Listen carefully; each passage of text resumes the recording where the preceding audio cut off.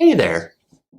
If you watch this video, you will learn how to use the simple future tense to form first conditional sentences. Robert teaches English. Listen for the simple future tense in the following skit, and then I will teach you how we use it to form first conditional sentences. Hello, Sandy? Hi, Bob. I read your letter. And? If you keep things calm and casual, like you said, I will go on one date with you. Oh, okay. Wow. Bob? Yes, Sandy.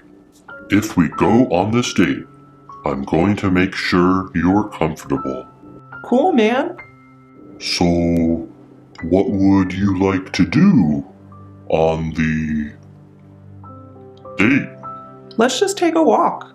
I want to see the world. Okay, we can do that.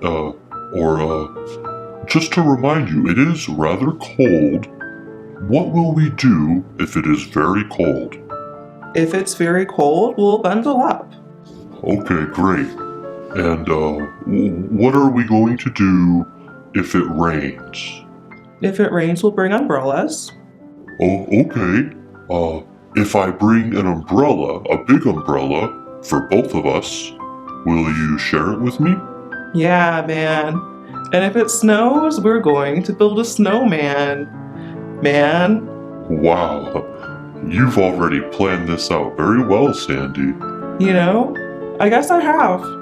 So we'll see you tomorrow morning? Yes, you will, Sandy. Bye for now.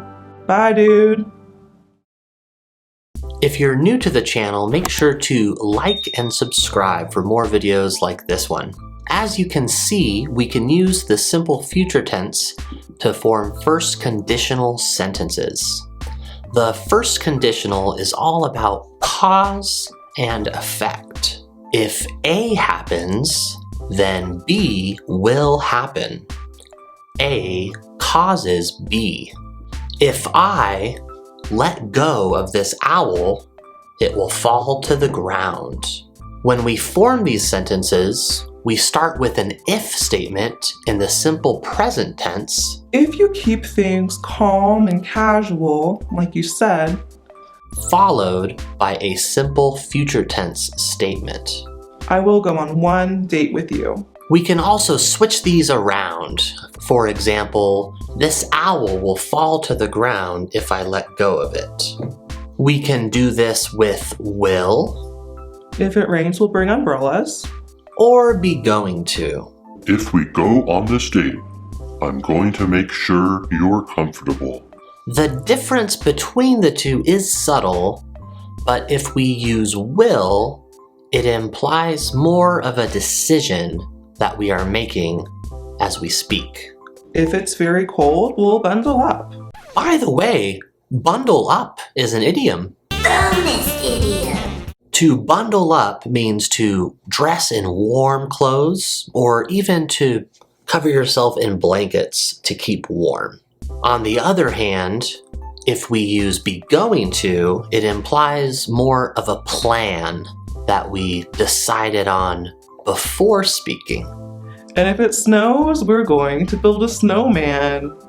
Man. Wow, you've already planned this out very well, Sandy. For this reason, people usually use will to ask about a new situation that will happen soon.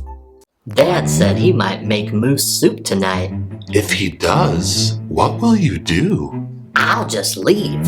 I'm not eating moose soup. And people will use be going to ask about something that will happen soon, but that we already knew about. Well, honey, I'm going to find out if I got the job tomorrow. If you get it, what are we going to do to celebrate? If I get the job, we are going to dance all night, baby. I say usually because in most situations you can use will or be going to and it won't cause any confusion. These are not rules, just observations of common use.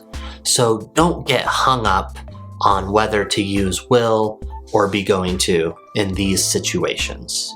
By the way, hung up is an idiom. Bonus idiom. To get hung up on something means to worry about it or think about it or stress about it more than you should. There's no reason to worry about will or be going to when forming the first conditional. In my next video, I'm going to explain in great detail the differences between using will and be going to. I'll leave a link for you in the description as soon as that video is out. Now for quick practice, I want you to answer this question. If I knock on your door tonight, what will you do? Answer in the comments below, along with any other questions you have for me. As always, I want to thank you for learning with me. I hope you know you're doing an extraordinary job, and I hope you know I believe in you. I'll see you soon.